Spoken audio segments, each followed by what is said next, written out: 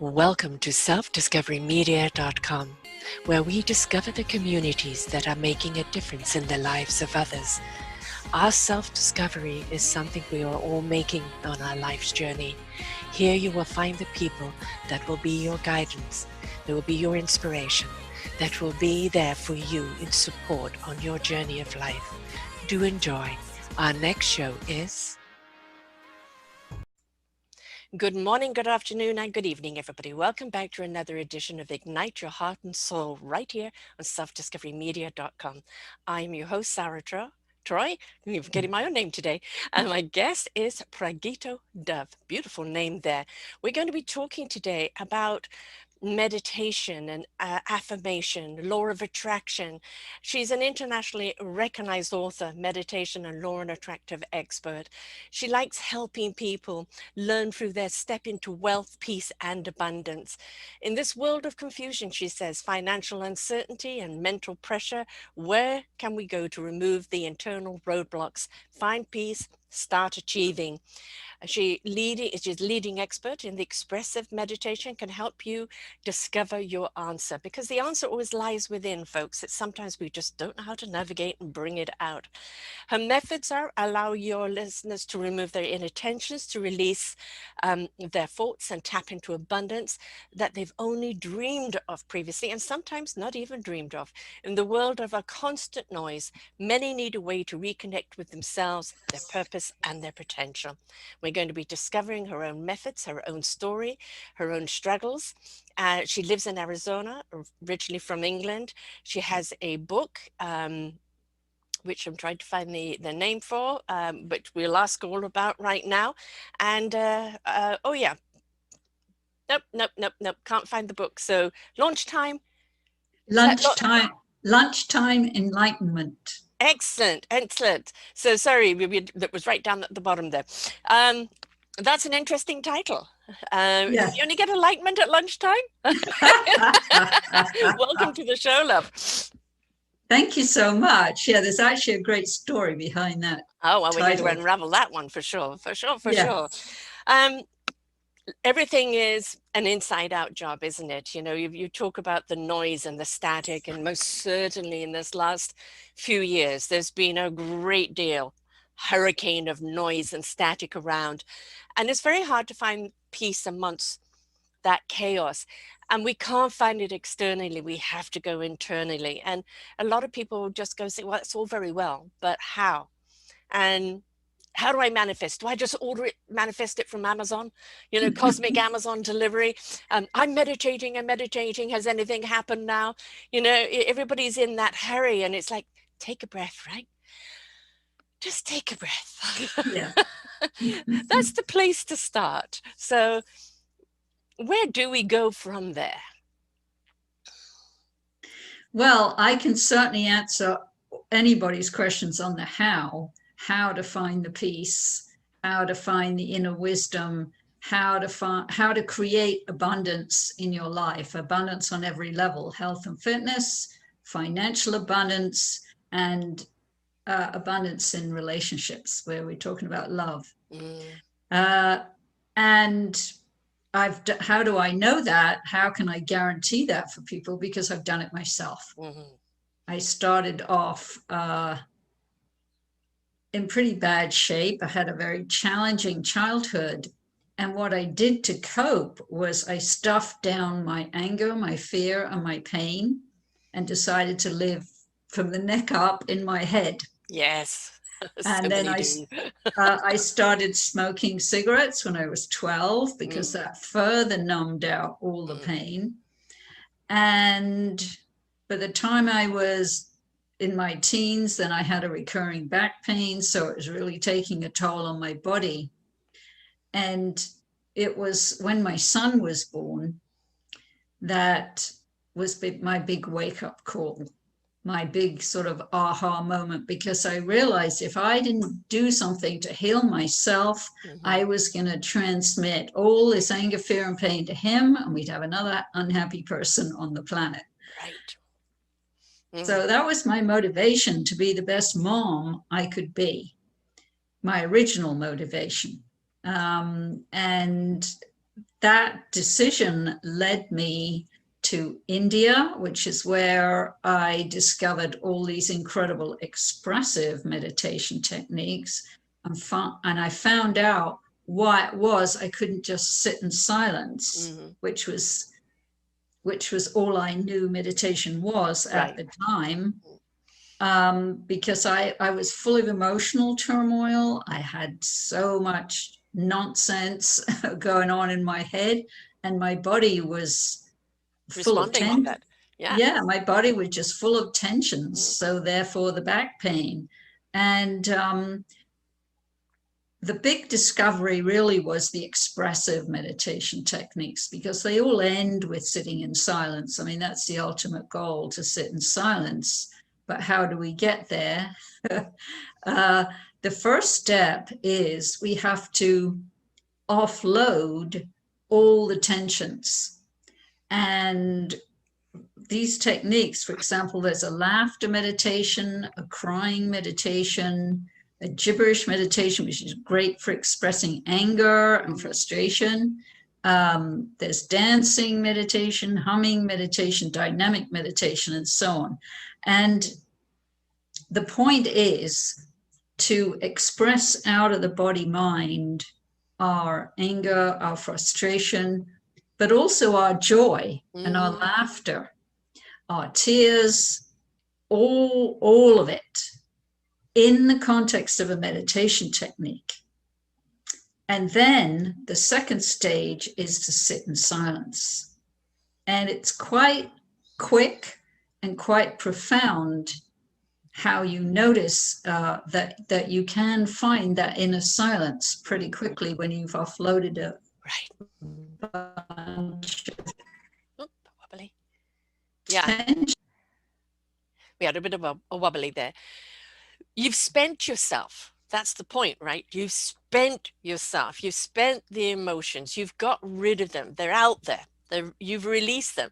So that meditation now really does become that deep breath where you can just relax now and pay attention, to that inside out. Because before, when you look in, all you can see is just topsy-turvy. Yeah, exactly. And having spent that now, when you go in, you can just almost see an inner child with arms up saying, hug me, love me. Yes. And you can get in there and love and hug yourself. Yeah, absolutely. Because the thing is, the inner peace is always there. It's always been there and always will be there, as is our inner wisdom and our joy and love, which is the source. We are the source of love ourselves. It's already in there. That's a good news. And all we have to do is express out of ourselves all the tensions. And then you just drop down inside and it's right there. And you can't get there if there's some angst going on. And, I like the fact that you got a gibberish meditation. Yeah, that's a good one. Sometimes, like the other day, I was trying to do something on Zoom, and every time it tried to come out, there's, the script wasn't coming out. So I just spent a few minutes kind of just, letting whatever come out, and then it was, okay, now I can articulate. Yes. Yeah, exactly so, because the mind just gets all scrambled. It's on overload. Yeah. And we have to offload it. This exactly the same as with our computer. We have to dump stuff in the trash because the computers can't function properly. It's got too much stuff in it. And it's the same with our minds. So yeah, exactly. And there's another step you can take in the little demo you just did, which was great, is you can put a lot of emotion into it. So you can put anger into it and express it out. And then the key thing is, in the second step, just sit in silence. And you can do it for as short or as long as you like, depending what's in there. I find most people, when they start it, they say, oh, I don't have anything to express. But once they get going, they can't stop. And the thing about putting the anger behind the gibberish, you're not saying anything that you're going to regret later. It's Exactly. not directed at anyone. You're just offloading the anger. And Yes. very often it could be a galactic language that you're speaking that is a form of release. Whatever is coming out, Yes. it sounds gibberish to you. But to the universal energy, it knows what it is, and it's releasing it from you. So before you turn around and to someone else, Exactly. just go to your mirror and just blah and Yeah. let it out. And even if you Yes. get with it, it's okay. But Yeah. Yeah. gibberish it.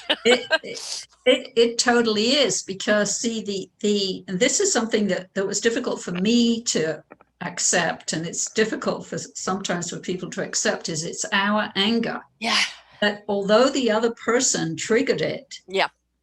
the fact remains it's our anger. And that's the huge advantage of using gibberish over using words, because then we don't personalize it on this particular person, but it's easier to take ownership of it when we speak in gibberish. That I'm talking about our anger. Even if the person's not there, Oh yeah. if you're using that person's name, and that that vibration is still going out to that person. Yes, So exactly. if it is all right, you may have that image in your head, but the gibberish just neutralizes it, because our reaction, it feels like a personal attack on us, and that's why we're angry. The Right. person who did it to us is going through their own particular dump of stuff, and Right. they've just Right. dump it on you instead of gibberishing it. Right? Exactly. You've just become the Exactly. garbage can, Right. So don't accept it, don't take it personally, release without any names. Yeah. And then the cool thing is, after the sitting in silence and you come back to center, you get your sense of humor back. Yeah. And you get your creativity back. Yes. And then you can look at that person with more objectivity and more compassion. And compassion, yes. And solutions will come. And then you can approach them with a calm, neutral energy and say whatever you need to say to them. And what you'll find is that the other person will come into calm too. Because when you start with calm energy, the other person will respond with calm energy. Well, this is why we say walk away. When somebody's got your goat and you can feel your back going up and you want to into them, walk away. Yes. Walk away. This is the time. Go mutter to yourself. Go gibber somewhere else. Punch a bag, or, air fists, whatever it is. Get rid of that emotion. Take that deep breath. Send to yourself. Go into that silence. And then come back and ask why they feel that way. Yeah. Yeah. And now you're able to dialogue. Yeah, exactly. And that this is how we heal ourselves, because this is old wounds getting triggered. Maybe the person reminds you of your mother or your father or whoever it is. And we're healing ourselves, and then we can bring that calm, relaxed, compassionate energy to the other person. And it's a win-win all around when we take the time to do that. I mean, sometimes that other person doesn't even know what they've said, and they're actually maybe just being kind of used as a vehicle to trigger you to realize that issue still lies within you. Yes. And we need you to realize it's still within you, and you need to deal with it. And so that person unknowingly has gone and said something and doesn't know what your reaction is all about, right? Because they triggered something that they had no intention of doing. And it's like, oh, okay, all right, well, that issue is still with me. I need to deal with it. Yes, and then when we realize that we still have that issue and that person triggered it, we can experience gratitude to them for showing us, oh, you still got that issue. Now that can take a lot. I was very resistant to this idea because I wanted to be the other person's fault. Yes, don't we all? But as soon as I decided to take responsibility and look at it from that perspective, oh, this is interesting, I still have a wound around that, I still have a reaction, then the healing can go really fast. You know, you mentioned love and the love vibration, love frequency. When we're in that frequency, we're in source, in truth. That is Yes, the frequency of not being able to do any harm to anyone else because you can't in that state of beingness. right. And very often when we're in a relationship, we get mixed up with that love and that love. And we forget there's a third love, you, love of Yes, self. And I don't mean yes, narcissism, I mean that love of yourself from the inside out, because that's your true love that you're now sharing with someone else. And that is the love, you know, the light that you are. You don't love someone to expect them to complete you or to love you to fix you, you know, right. to define you. They can complement you with a complementary love. And very often we kind of mix kind of chemistry love or the need to be loved and chase the wrong person who can't love us the way we can, and then we get frustrated with them, where it really is that we need to love ourselves in that light so they know how to love us. Yes, I'm really glad you've raised this point because this all starts in our childhood. Hmm. Because as a baby, we what we learn is we need other people. Yeah. We need them to look after us and feed us and all of those things. And then we grow up to be an adult, but we still have that same conditioning that we need other people. Yeah. That's how I was raised. I thought I just have to go and get love out there. I had Yes. no idea I was the source of Yeah. love myself. I had to learn that. I learned that through meditation. And as soon as I started to love myself, I learned the difference between loneliness and aloneness. Yes. Loneliness being the absence of another, and aloneness being the presence of oneself. It's a great feeling, isn't it? Yes, It's a and great feeling when you get there. that made all the Yeah. difference. So that because love is attracted, Yeah. it's not pursued. So then I could attract people who had also found it within them, so who are not needy, Right. because before that it was me and two needy people, Right. which of course doesn't really work. Nope. Um, Leads to but those then, arguments. and then I was able to, yes, be with people who also understood that they could get love from within themselves. So they weren't needy of me. And everything transformed from there on in terms of the type of people I was attracting. Yeah. It's complementary. You know, Yes, and I call it the orchestra, you know, we're each the instrument. Once we've learned that instrument, learned how to play it, we seek an orchestra where we're like harmony, you know, where we can yeah, complement each other. And each person has their own instrument to play. And it's not one above the other. And, you know, there are the soloists in the world. That's what their path is all about. But when you're in that orchestra and you're in sync with each other, in harmony with each other, then you know that the music you're going to make is going to transcend so much. That that's a camaraderie, and it's a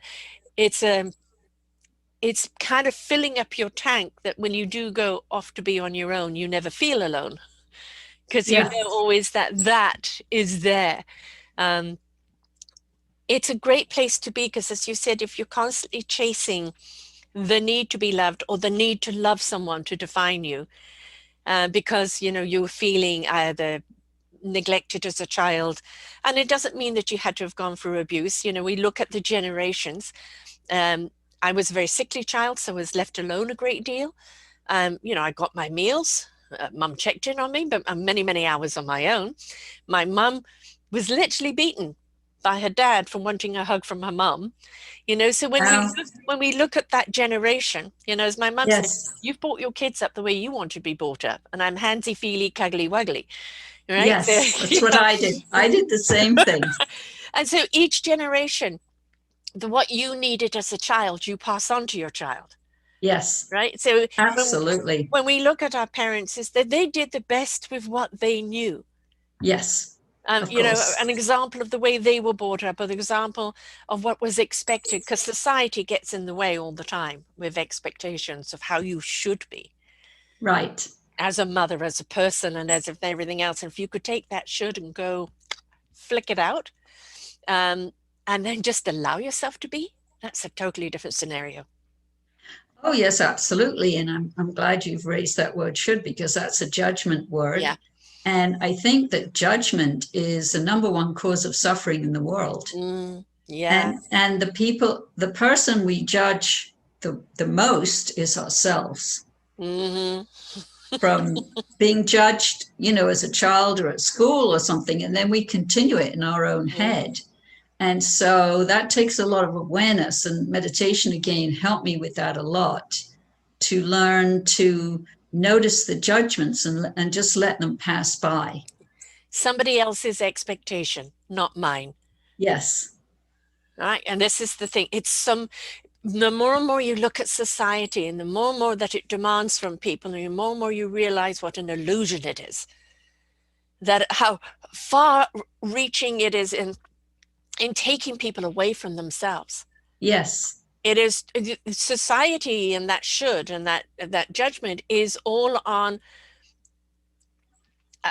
cloud something. I'm not quite sure what, but nobody can live up to that expectation. And if they did get up there, then it's immediately, let's pull them back down. They've got too high, too full of Yes. themselves. And so that was the biggest lesson, I think, for me, when I realized that it didn't matter what I did, who I was not going to please everyone.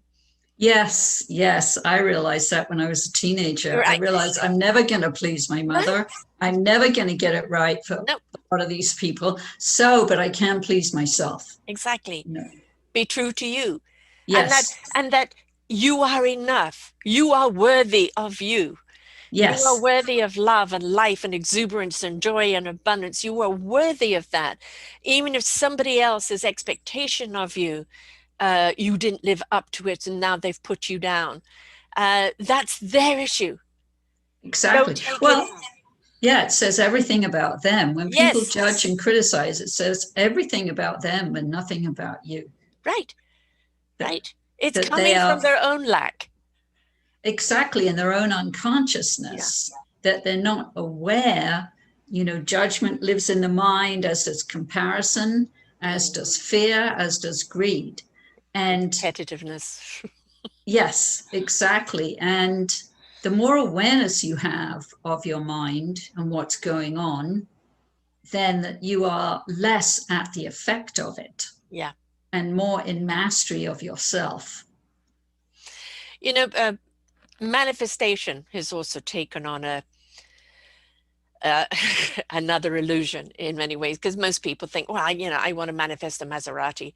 The Amazon delivery will come. The cosmic Amazon delivery, and hang on, I manifest it. Why hasn't it come already? And Yeah, it doesn't work like that. Manifestation is not an order, right? So let us actually explain to people what truly manifestation in its truth really is. well, I have a 3-step formula for attraction. And the first step is be clear on what you want. Yep. So, because if you're all muddled and confused or asking for too many things, then the universe can't really hear you. Mm-hmm. So, first step, be clear on what you want. And the second step is put it out there, ask. It's okay to ask. Mm-hmm. It's just don't ask in a needy way where you're kind of like, oh God, this has to happen. And as Yes. you were saying, where's my Maserati? This isn't working. I want it now. You have to, Excuse me. Hay you fever. have to ask and let it go. Yes. And you also have to ask not in a material way, but how this is one thing I've learned. I want to feel like this. Yeah. Then let the universe bring to you what will make you feel like this. Not, I want to have this, I want to be in this position, I want to be that, I want to be that, because that may be not what is good for you. But if it's like, I want to feel this secure or that abundant or ability to do this. I want to be able to feel I can do that. That's in the best interest of me. Because when it's in the best interest of you, it's then going to be in the best interest of people around you. I think that the universe can deliver far more that than you dictating what you think you want. Well, yeah, and it depends if you're coming from the head or if you're coming from Yeah. a deeper place. Yeah. And either the law of attraction is a one trick pony. All it does is match. Yes. And what it matches is your vibration. Mm-hmm. So what I teach my students is like, look at it from like on a scale of 1 to 10, 1 being the most negative vibe that you're putting out and 10 being the most positive.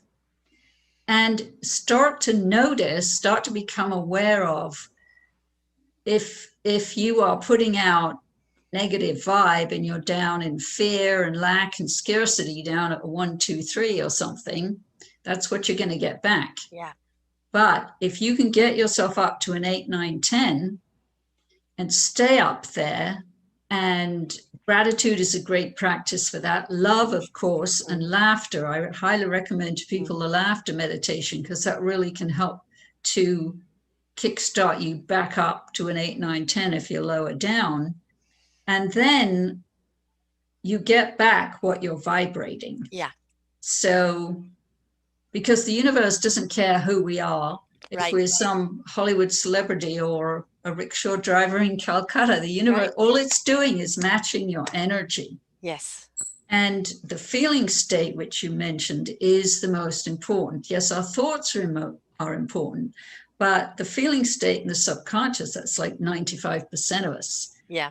So the more aware you become of your feeling state and what you're transmitting, then the more likely you are and the sooner you are going to get what you want, if, as you said, it's for the greatest good of all concerned. Yeah. Then you will get it sooner or later. Mm-hmm. And that you can work with that. But I find that the step 3, which is about receiving, allowing, is the most difficult for people. Yes. Because most people, especially women, are not taught about receiving. Mm-hmm. We're taught to give, always giving. And what happens then is that builds resentment down in the subconscious. So then we're sort of sabotaging ourselves with over giving. Yes. And we have to learn. Exhaustion, depletion. Right. Yeah. So we have to learn to receive and practice receiving.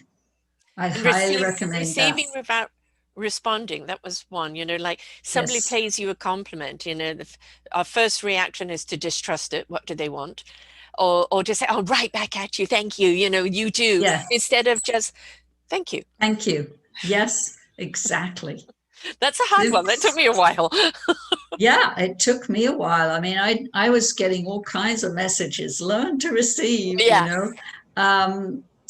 and at first I didn't really understand it, but then I started to practice it, like you said. And if someone offers to buy you a coffee or buy you lunch, say thank you very much and receive it, accept it. And there's all kinds of little ways in life that you can practice receiving so that you start to open yourself up to being able to receive these big things that you want, like the Maserati car. I have a great story. This was a long time ago. And a friend of mine gave me an Audi. It was a brand new Audi. Very nice. Yes. But I couldn't receive it. And what I did was I created a car crash and the car was totaled. Oh. Yes, I was fine, but the car was totaled. And that was a big lesson for me. And I thought, wow, because I couldn't believe somebody would just give me a car like that. I can receive a car now. Yes. Please note, audience. Yes, thank you.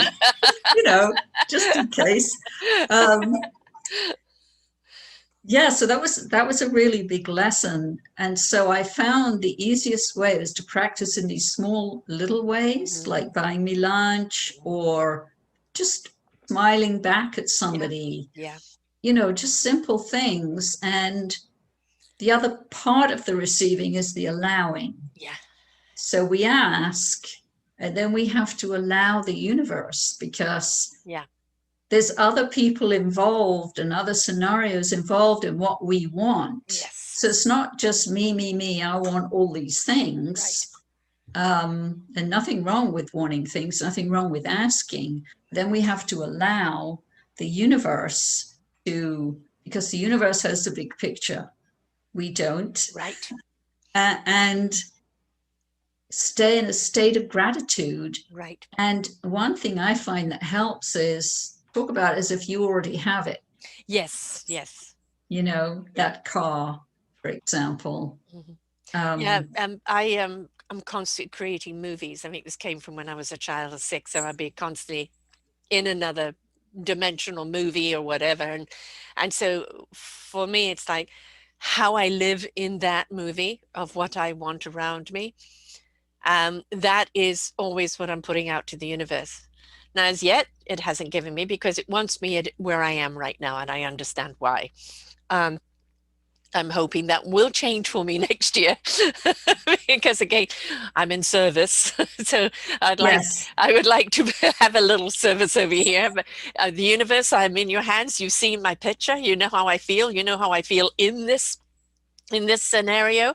And you sometimes, along with the allow, is the big P word, patience. yes, Don't yes, dictate, don't demand, keep the vision, keep the picture of how you want to feel, right? Because you've got to put the feeling in there because that's the vibration that you're talking about. yes, And then allow the universe to bring to you what you need that will fulfill that need that's within you.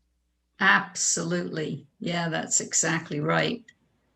Yeah, it Now, took me, yeah, it sorry, took you it a took long me a time. while. It took me a while to get my house, which I've been asking for, but I got my house. Yeah, Yep. yeah, I'm hoping 2022. I'm hoping whatever which way, universe, I'm being patient. I've just got a new grandchild this week. I want a home Uh, where they can all come. My dream is the home where the whole family can come. There's space for everybody. So, and it's trust again too, right? And it's also going back to I am worthy. Yes, that's really at the root of Mhm. so many things. And something else I found is that, because I'm also a hypnotherapist, Mm. and so I've had a lot of personal glass ceilings I've had to break through because of the way I was raised in, very much fear, lack, and scarcity thinking. Mm-hmm. So I've had to change that. First of Yeah. all, understand it was there Yeah. and understand what I learned, and then do the healing work to break open those glass ceilings so that I could keep raising my vibration and therefore raising the level of clients, income, Yeah. service that I can be to the planet, because I have a very big vision. Right. So, And yeah, perfectly right to have that big vision, right? yes, And to also to understand that if it's not there right now, the universe knows that you need this person and this scenario and yeah, this time and that again, it's that synchronicity of coming together. And when you lock your fingers together and pull, it's solid. You can't pull apart. So it's not just the one finger that can easily snap off. It's bringing you yes, the whole, which makes it strong and sturdy. And that's where the patience and persistence comes in, the vision. And as you said, you finally got your house. I said, mine, that yeah, it'll it's come. coming, it's It's coming. And coming. It is. in whichever way I need, what needs to happen for it to happen, it will Yes, happen, right? And you have to just keep believing that and keep feeling worthy. But, talking about the manifestation, I think is understanding what is your enrichment. Now, I consider myself incredibly enriched and very abundant with who I am, what I'm doing, with the people I associate with, like yourself, my family, I feel extremely blessed. The only thing I need to match that beautiful vibration is the material around me, just to fortify the human self, because the spiritual self is very, very happy. Um, that when you're putting out that vision is really ask yourself, what is enrichment to you? What are riches to you? Because I've interviewed so many people who've chased after the big home, the big car, the this, the that, and they're working 18 hours a day to maintain it, lose the family, lose the car, lose the house, never have time for it anyway, because we're chasing after the wrong enrichment instead of the internal enrichment of love and of service. So Yes. when you're going to manifest, really ask yourself, do you really need that? Is that just one of those illusions that you're chasing after, that society's dictated on? Or is this something that's really going to enrich you in being Yeah. the beautiful, abundant you? And through that, enrich others. Yes, that's what it's about, isn't it? So it's for the highest good of Yeah. everybody concerned. Yes. Yes. Yes, Yeah, we're in absolutely. service of each other. We're bringing to Yeah. the table an ingredient for all to share. Yes, And exactly. sometimes somebody comes to the table and they're rather depleted, and so it's up to us to feed and nurture them, so that they in turn can be a contributor, because that is what it's about. Living as a human life here is being a contributor to one another. Yes. Yes. And, as we were talking about all those needy people Mm-hmm. earlier, and that is, at the root of, I think, so many problems in the world, and the Yes. suffering is because everybody's trying to get something. Yes, not be And, something. yeah, instead of being and being able to receive, and then have that balance of giving and receiving, which is the most optimal way to be. And as you say, we all share. Everybody's got something very unique to share, Mm-hmm. and then we can all share our gifts Yes, and live abundant lives. I mean, I see that as totally possible. absolutely. And I think the shift is definitely happening. Oh, it is. We had Yes. to have the Haglas, Celtic Rune Haglas. We had to have that in the last 5 years, just to Yes. show how far off kilter we had gone, how Yes. far into the twilight zone we had gone. Mm-hmm. And a saying that was given to me by the universe is going to shake us up, to wake us up, for us to stand up, change it up, and grow up. Yeah. Grow up. I And the think grow up is a it's the double impact. taking Yes, responsibility. yes, Yes, like things like, yes, you have to turn the TV off, put your drink down, yeah, and start participating in life, yeah, in your community, in voting, yeah, in sharing yourself, however that is, tapping into your passions and your skills and your gifts, and really being a part of life. yeah. Yeah, because I can't remember what the quote is, but someone said about democracy, we have to work for democracy. It's not just given. No. And and look what happened when everybody was like asleep, you know? Mm-hmm, mm-hmm. So we Oh, really, it's their responsibility, not mine, yes, right? exactly. Yeah, Yeah, it has to be the individual. yes. We've all Each, got to participate. yeah, each one of us individually Yes, is what's going to transform the planet, one person at a time. literally. And Yeah. like one show at a time, with people Yes. who've walked their path. I mean, this is the greatest teachers are those that have gone through the lesson themselves, right? Yes. You're not talking from a theory. You're Right. talking from the experience, and we learn Yes. so much more from. Now, it doesn't mean people are going to go and paint by numbers exactly how you've lived it, but the program that you're offering now to people are the skills and the tools that you've learned, and how they apply them and what they mean to them is their own personal journey that they in Exactly. turn will pass on to someone else in some other form. And Yeah. that's the beautiful flow of loving energy, isn't it? It's Yes. constantly out there igniting people, enlightening people, which takes me to lunch enlightenment. Great segue.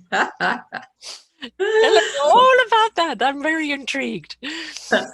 Yeah, so that really is a great story. So, quite a while ago, I was invited to give a lunchtime presentation to in a bookstore in the financial district of San Francisco. And when I first got the invitation, I was quite skeptical because I thought, I don't know, financial district, business people at Yeah. lunchtime, you know. And I think this is really critical, is I said yes. Yes. Don't Even presume though, or assume. yes, Explore. didn't quite see what was going to happen from that, but I said yes to it. So I always encourage people to say yes to new opportunities, Mm, even if you think what is this? This yeah. isn't going to be anything, because it was huge what came out of it. So I did my first presentation, and there was about 35, mostly women in their business suits. And the store manager was there, and she'd had a pain in her neck and across her shoulder. And she said during my presentation, it went away because she became so relaxed. Mm-hmm. So they were so thrilled with my presentation, they asked me to come back and do a series once a month. And they decided to call it Lunchtime Enlightenment. I like that. It's a great title. So the business people could get enlightened at lunchtime because that was the only time they had for it. And then the other thing this store manager did, she had to go to New York to meet with various publishing houses about books and so on. And she just talked all about me all over New York. And I got a phone call from Ballantine Books and also from St. Martin's Press saying, are you going to write your own book? Because we've been hearing all these wonderful things. So, of course, I said yes. Of course, another opportunity. Yes. The universe Yes. has just handed you something. No brainer.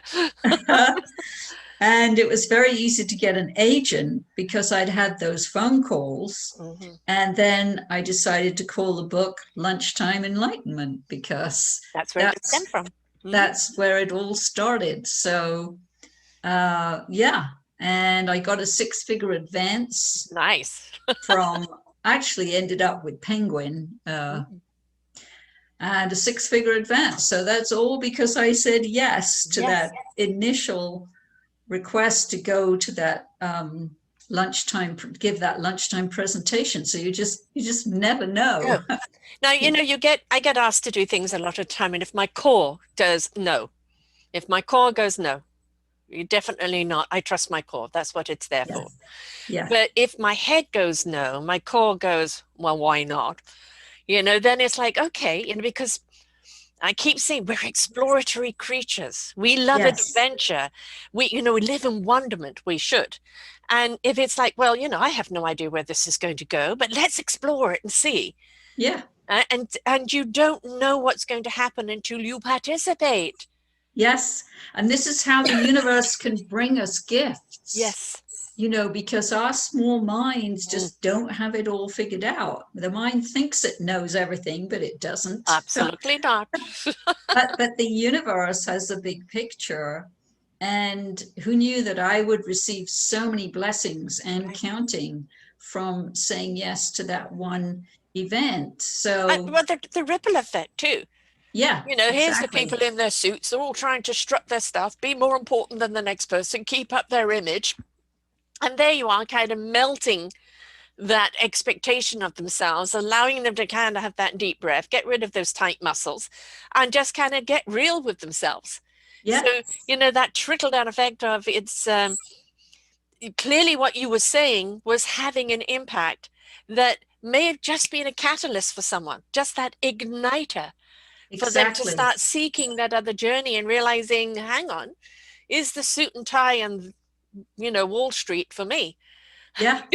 Yeah. Maybe there's another path. So one doesn't always know when we ignite those things in people. We don't know where they're going to go with it, but we've lit a match, and it's just that spark. And if they can just take it or pivot just a little bit, start looking at themselves from the inside out more and go, I'm living this outside successful expectation, but the inside is dead. Yeah, exactly. How do I come back to life? Yeah. Yeah, I've heard that so many times from clients and students. And sometimes the more successful people are on the material level, Yeah. the more unhappy they are on the inside, the less fulfilled. And so it's really my greatest joy to serve other people in this way. Yes. You know, having traveled the journey myself, Right. tell me about it. I've been there. Yep. Yep. You Been know, there, and done that, not doing it again. right. And that's why I can just guarantee anybody who's willing to do the journey that you will get that inner peace. Absolutely. And the thing is, an awful lot of people that I've interviewed that have been up there, it took a cosmic 2x4 to completely flatten them, to lose Yes. everything, for them Yes. to restart and go in a totally different direction and realize that's where they were meant to go all the time. They were receiving the signs, they didn't pay attention. Yeah. If you can get to them and shift that perspective, the mind perspective, to listening to the wonderful intellect from the divine, the soul, the heart, and the spirit, which has its own brain, its own intellectualism. I call it the knowingness. And if you can channel that knowingness to what you need to know when you need to know it, then you start questioning everything else you're doing and going, am I just living society's expectation? Is there more about me? Is there more that I could be doing that is more fulfilling to me and then to those around me? And if we could get them before the cosmic 2x4, Yes. so that they're going to be far more productive quicker rather than having to heal from the cosmic 2x4 before they have the redirection. Exactly. Yes, that's a really good point. And something I often say to people, you want to keep on doing this, or you want to wait till the universe hits you on the head and make it something really bad, there'll be the hospital or whatever. Let's start the changes now, Yeah. And it's, if things keep repeating, like I've heard people have I've had cancer several times where we know that cancer is an 80% emotional disease. Yeah. And if you keep having it, it means that you're not addressing the root cause. Yeah. Right. You're looking at the external side of it rather than the internal of it. If things keep repeating in your life, it's because you haven't dealt with it. Yes, exactly. And get in there and have that gibberish talk. Get in there and get mad, get in there and release, then be silent, be still. There's so much knowledge to be had in silence. Oh, yes. I mean, that's the place to be, really, to listen to your own inner wisdom. The wisdom from the body will tell you, the wisdom from your heart will tell you, and the wisdom of your soul, of course, will give you any answers you want, as long as you're willing to listen. Yeah. We really have to learn to listen to ourselves. And know what complements us. That there's this big word, duty. When we say we want you to participate and to be a contributor, that life is of service, it's not about duty. Oh, no. Duty is that expectation that you will do at any sacrifice. It's servitude, it's slavery. When you are in service, you are giving of yourself. Your cup runneth over, you are giving of yourself. And when somebody receives from you, that's the greatest gift you can have back. Yes, absolutely. Absolutely, because then it's being transmitted. Yeah. The wisdom is being transmitted. I have a fabulous story I gave a free 5-day meditation challenge, which started January 1st. And one of the women on there ended up on the Kelly Clarkson show because of something her and her daughter had done to help a homeless man. And so she's on the Kelly Clarkson show, and she said some things about compassion that she'd learned from me in that meditation challenge. And she sent me the video clip of it. And she said, "Thank you so much. I was able to talk about compassion on the Kelly Clarkson show because of you and what you said, and I was so filled with joy Yeah. Simple because, thing, right? A simple thing. yes, Yes. because it was getting transmitted, Yes. the words of wisdom were being transmitted out on TV and Right. nationally and so on. And that's how it works, I And we find. don't, when I say my metaphor for the orchestra and each of us being an instrument, we don't know what instrument we are. You can teach the entire orchestra, no matter what their instrument is, the principles, which is compassion and love and self-love and all of those things, the Yes, meditation to hear the music within you.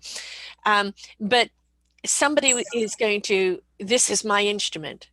Compassion. I've interviewed people who are on the kindness thing, other people who are on the yes, smile thing, other people who are on that. This is their platform, yeah, and they're going to ignite the kindness in people, ignite the smile in people, share this with people, share that with people. That is their platform. That's their instrument.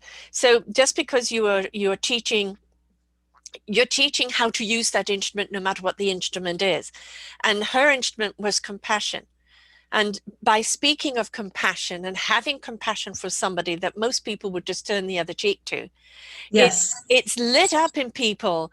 Look at what difference compassion can make. And sometimes some people may wake up and go out, feel guilty. Oh gosh, no, I'm one of those people that walk by, yes, but I'm not going to do it next time yes, because the compassion has been ignited in me. Right? An yes. I example of love that. another. Yeah. I love that. And you've reminded me there's another piece to this story where the homeless man, actually, what happened was he found this woman's wallet in the dumpster behind a 7-Eleven. And apparently the cash had already been taken out, but there was all her credit cards and all of that. And he put it in his pocket because he thought, well, she will be wondering where this is, you know? And so he called her to give her back her wallet. And because of that, they sort of adopted him and they set up a GoFundMe page for him so that he could, instead of sleeping in his car, I could sleep, at least get into a hotel room. The last I heard, he was in a hotel room and get some decent clothes and everything. And I thought, well, that homeless man actually attracted all of that because of his generosity of heart to think, Yes. instead of just thinking about himself, he thought about the woman who'd lost her wallet and gave it back to her. And of course, she was thrilled because who these days gets their wallet back when you lose it, you know? So it was kind of, it was just a total win-win story. Right. So, but let's go back. He had the compassion for her to know what it was like to lose the wallet. yes, there you go. And then that compassion was then matched on thank you. Instead of just thank you, here's a meal or a couple of bucks. What can I do for you? Yes. And that's really what it's about, folks. It's us asking, what can we do for each other? Sometimes it just might be a smile, cup of coffee, a meal. Sometimes it might be literally changing someone's life. The thing is, if we don't ask, if we don't step up, how are we going to know? And that pivoting of one person's life, now in that gratitude that somebody's placed value upon him. Yes. Giving him a chance to rise up again in his life, to be counted, to be able to go and do something for himself, where we know that when you're at the bottom there, it's very, very hard. I've lived out of my car. I know what it's like. Yeah, it's a self-worth. Well, and but you're so bottomed out, you don't know where to go to rise back up again. And it needs that person who can go, I see you. Let me help you up to this next level. Yeah. Right. To get you out of there. And then from there, it's not about, well, what else are you going to do for me? Feel sorry for me, this or that. I interview an awful lot of veterans.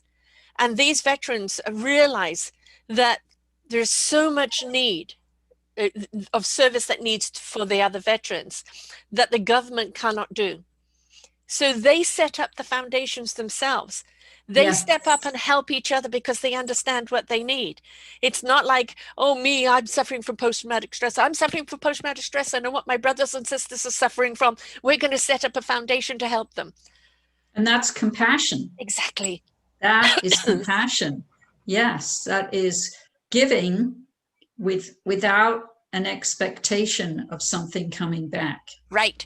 Just Giving to help. a desire to help someone else. Yes. As I said, the gift back is when somebody else receives what you've given them and it's made a difference in their lives. That's already a gift back. Yes, as I got a gift back from that. Yeah. Yes.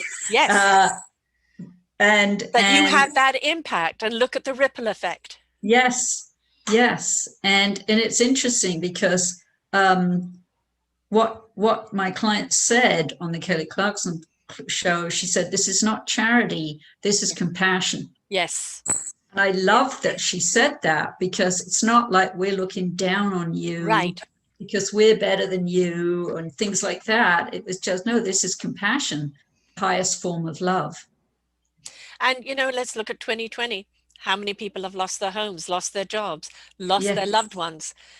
So many people need that compassion right now. They don't need judgment from you. They don't need any persecution.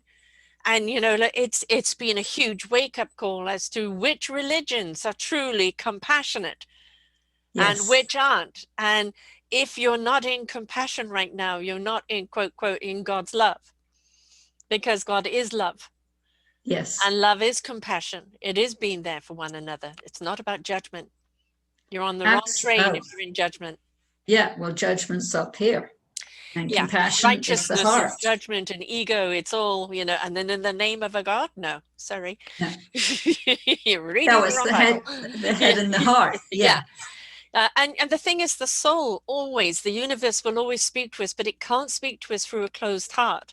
Yeah. So, and I know it's, so easy to shut your heart down when you've been injured, when you've been deceived, when you've been betrayed, you've been hurt. But if you don't open that heart up again, you're not going to be able to receive the wisdom that's going to carry you forward.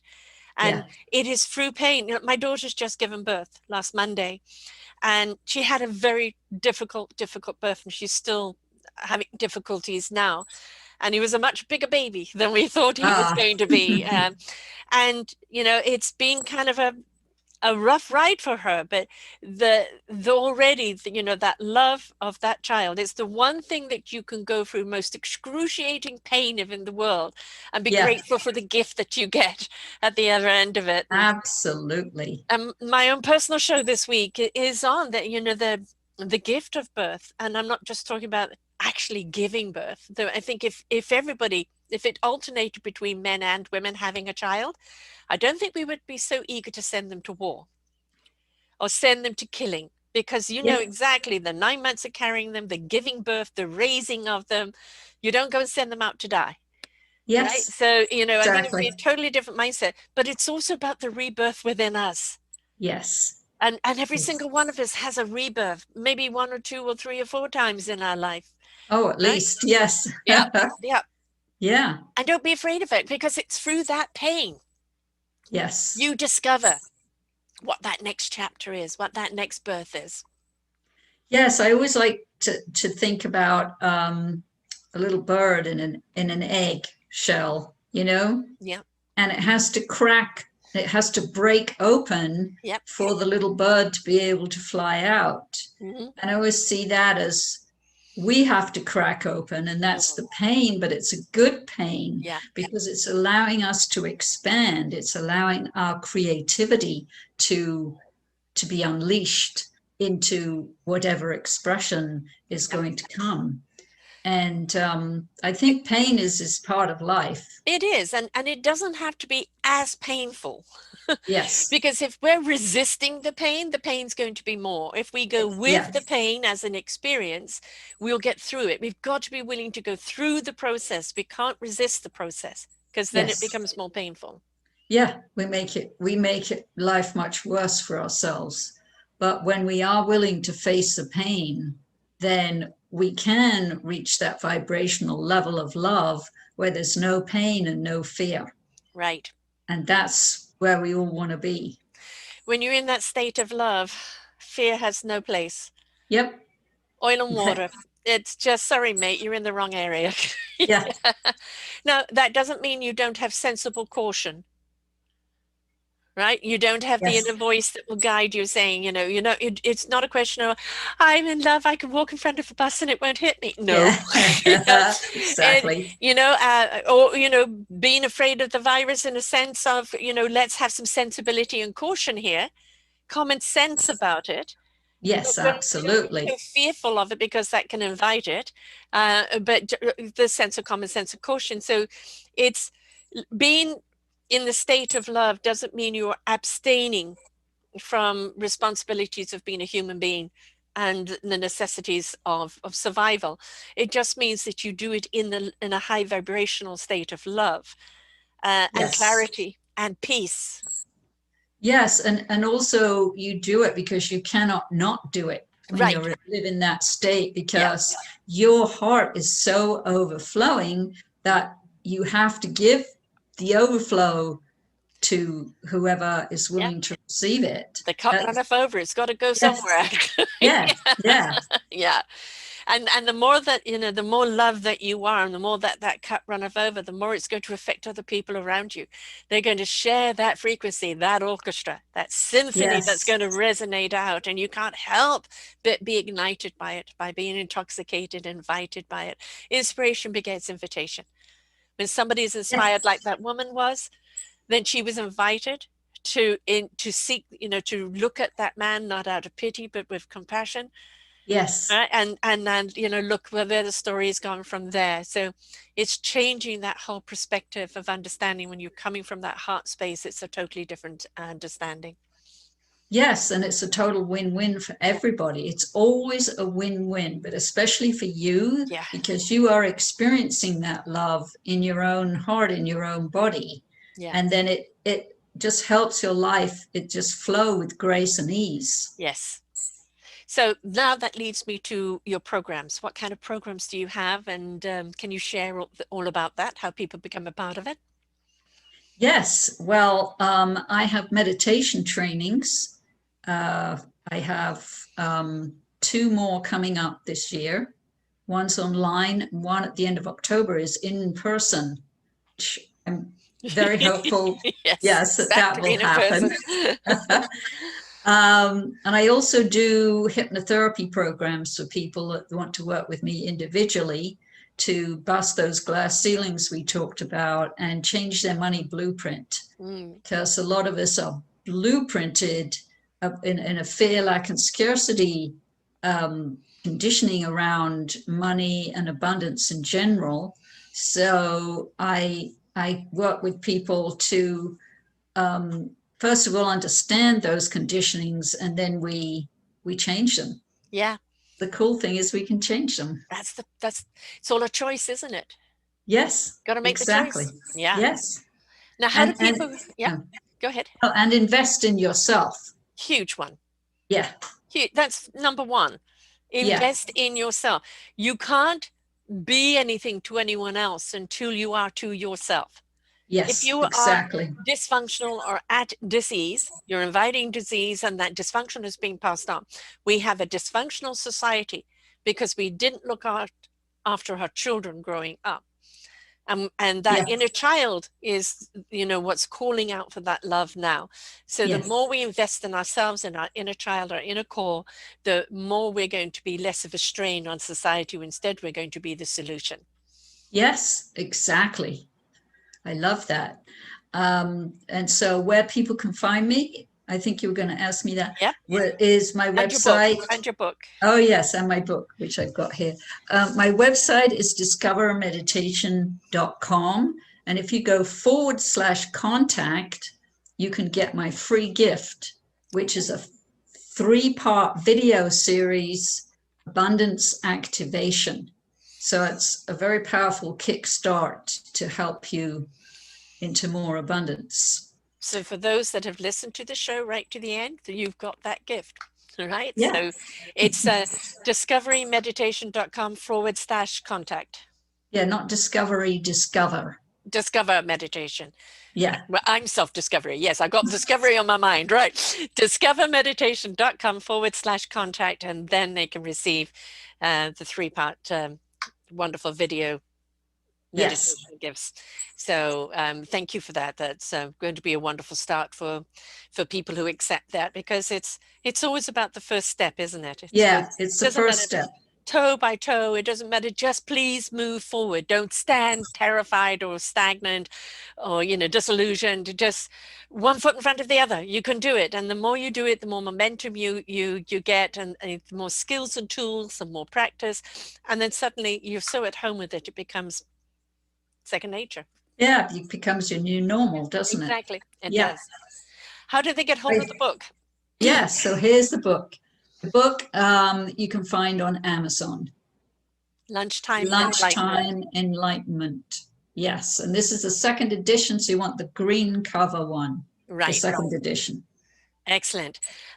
So yes, I mean, what a wonderful story of that, and the impact and the ripple down. I mean, they talk about when the rich are richer, it will ripple down to the poorer. Well, we know that didn't work. But in the case of wisdom, yeah, and love, knowledge, it most certainly does ripple down. Oh, it absolutely does. It just rains down on people, and then they just start feeling those drops of hope and belief that they can, and that there is a better world, and we can do it, they can do it, and it ignites that heart and soul, right? So that's absolutely.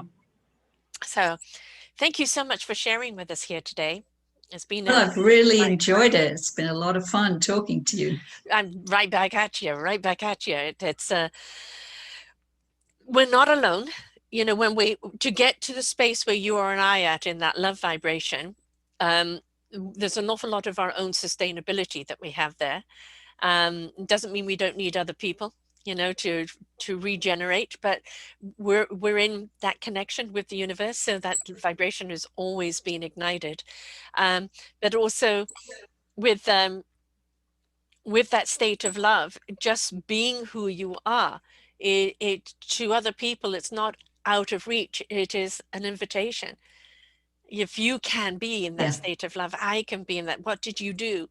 And that these were my steps. Apply these steps. Yes. It's your own steps. All I'm doing is just giving you the blueprint, and you apply it. Yeah. And you will see the responses, and your journey may be different reaction to yours, but it's still going to be a positive reaction. Right? Yes, absolutely. Yeah. So thank you for taking your journey. Well, thank you for inviting me. So remember, folks, it's all within us, and even in the lunchtime enlightenment, it's all there. And all we have to do is just be willing to take the journey. And it starts with being aware of, the anger, the pain, the anguish inside of us, of learning to spend it, and then going into those peaceful moments. And when you learn the meditative skills on how to do that, then it just becomes part of your life, a part of the daily routine, a part of your equilibrium. And then you'll really be able to go out there and be all that you're meant to be in contribution to this beautiful planet. So until next time, bye for now. We hope that you enjoyed the show. You will hear many, many shows here on selfdiscoverymedia.com. We have new shows for you out every week. Just find them on our podcast or What's New. If you feel that you have something to share that makes a difference in the lives of others, or you too feel that you could be a host, please contact me at info@selfdiscoverymedia.com, and we will be glad to speak with you. Have a wonderful day.